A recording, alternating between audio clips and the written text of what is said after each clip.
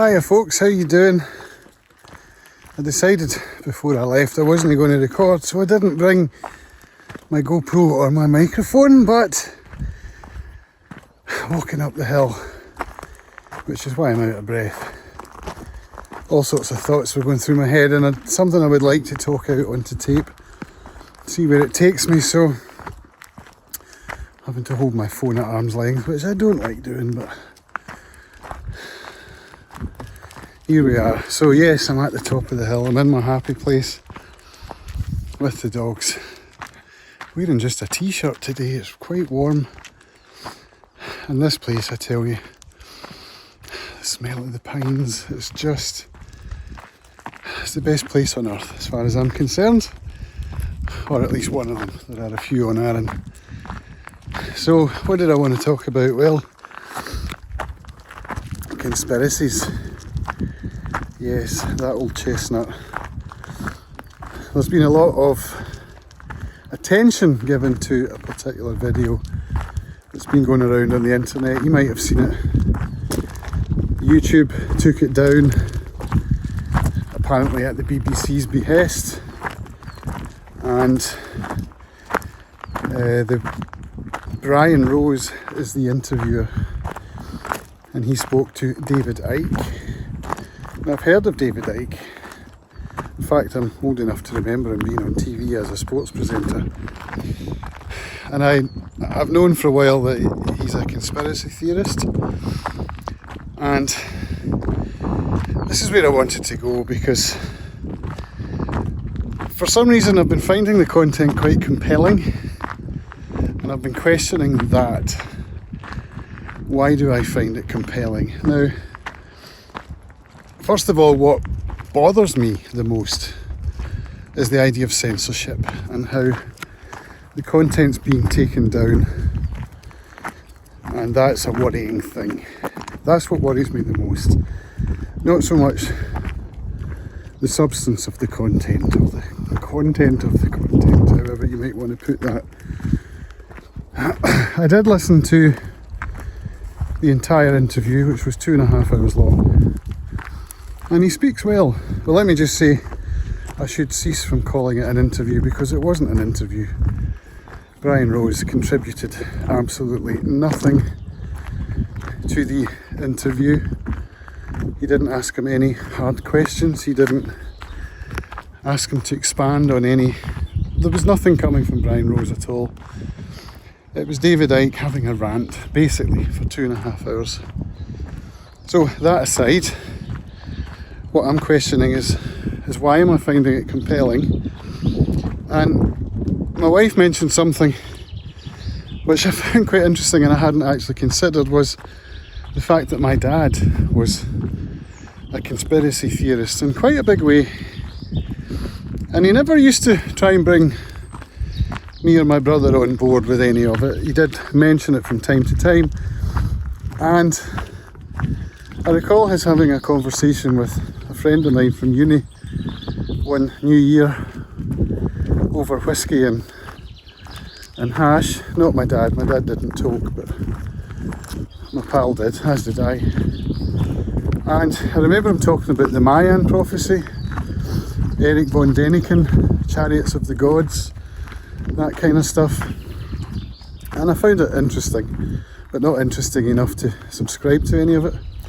Now, my character is, I tend to avoid news and I tend to avoid conspiracies, at least until now, because they don't make my life any better. In fact, they make it worse. So I have found that since I got sober anyway, in 2005, I started to develop a spiritual program, let's put it like that. I've been focusing more on the spirit than what's going on around me in the world. And what was interesting was that at the end of David Icke's rant, if you get to the end, he starts to talk about expanded consciousness. And that is something I've been a proponent of, I've been aware of for a long time. Look at that.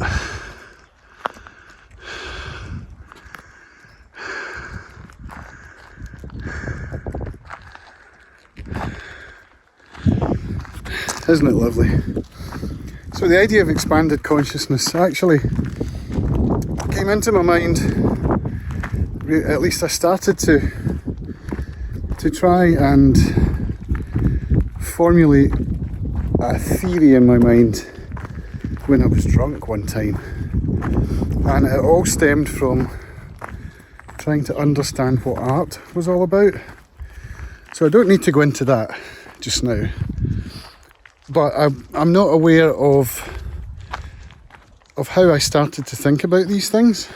You know, as we all have, there are a lot of things in my life that have influenced the way that I think. I can't pinpoint any of them, but the awareness was there. It might have started round about maybe mushrooms and acid. I did do a bit of that in my time, and let me think. Yes, it's possible, or in fact likely, that I did experiment with those things before I started putting my thoughts down on paper. Possibly that's what it was then. Interesting. So I remember one time drunk, well, two events. One was when I wrote all this down to try and formulate it in my mind, and I sent it to Lorraine, who at the time was, I don't think even my fiancée, she was my girlfriend at the time, and I've since tried to find that email and been unsuccessful. The other time was in a pub with an Aussie called Graham in Almaty, Kazakhstan. Again, drunk, and trying to explain to him my theory of what art is all about, and about how that leads into God and expanded consciousness and harmony. So those are the two things that stand out in my mind. But as I got sober and more spiritually aware, because they say that alcoholism is a spiritual disease, and I believe that. Any kind of self-destructive, compulsive behaviour. So anyway, not to go into alcoholism too much, but as I started to consider consciousness, and I've done a lot of reading, I've had a lot of conversations about it with friends, and I believe strongly in this concept that we are all part of the same spirit, as it were, and that something David Icke said, that death is not a thing to fear, it's just the end of a particular part of the journey, and it's really when the spirit gets to rejoin the whole.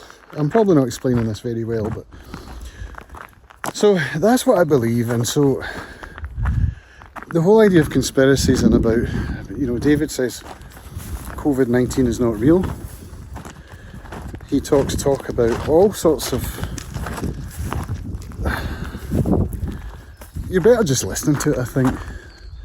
Even if you're closed-minded, give it a listen anyway, so you can hear about the kind of thing that people are paying attention to now, that normally would not be given this kind of mainstream attention. And that's what the worrying thing is. Now, on the other hand, one of the great philosophers of our time is a podcaster that I listen to called John Roderick, and I was actually listening to his talking about the current situation just as I came up the hill there. So whatever the most recent episode is as of today, which is the 11th of April, he's talking about, from a perspective of a musician to start out with, and how the landscape is going to be different when this goes down, when it all sort of changes into whatever the new normal is going to be. And it's an opportunity, and John Roderick is talking about it in a very positive light, that this could be a chance for humanity, and that's what I've been saying since the whole lockdown situation kicked off. This is an opportunity for humanity to change its priorities and to get closer to one another. I don't know, the idea that this is a kind of Orwellian Brave New World sort of experiment started by the 1%, Bill Gates and the Rockefellers and all of that. It makes for a great story,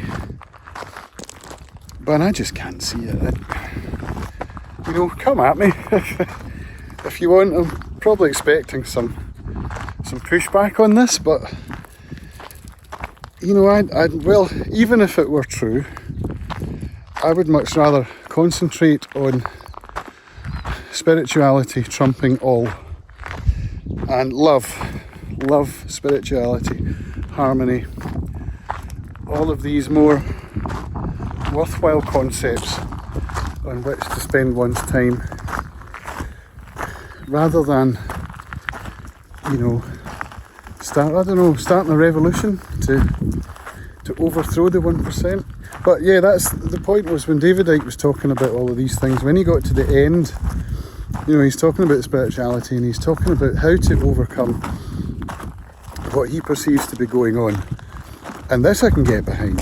He says you overcome it by taking love as your watchword, and by thereby removing fear from your life. Now, I understand fear very well.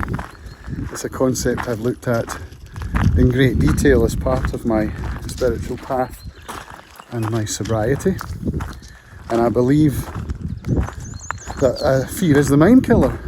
Like from Dune, Frank Herbert's Dune, fear is the mind killer, and he who controls the space controls the universe. So yeah, both of those things apply, and it seems to me that by becoming fearless we can overcome. So that's my message. That's what I'm going to leave it at today, in this glorious place on the Isle of Arran. Thanks for watching or listening, whichever you did. I'm going to suck this into my audio editor and make it a podcast. So this has been Cams on another episode of Quoth the Camser. I'll speak to you all again very soon. Thanks for watching. Bye.